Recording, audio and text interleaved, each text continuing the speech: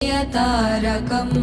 शिवाभरणं घोररूपं पंच इन्द्रियतारकं नित्यं जाग्रत्स्थिते निष्ठं नागनागम् आश्रयेऽहम्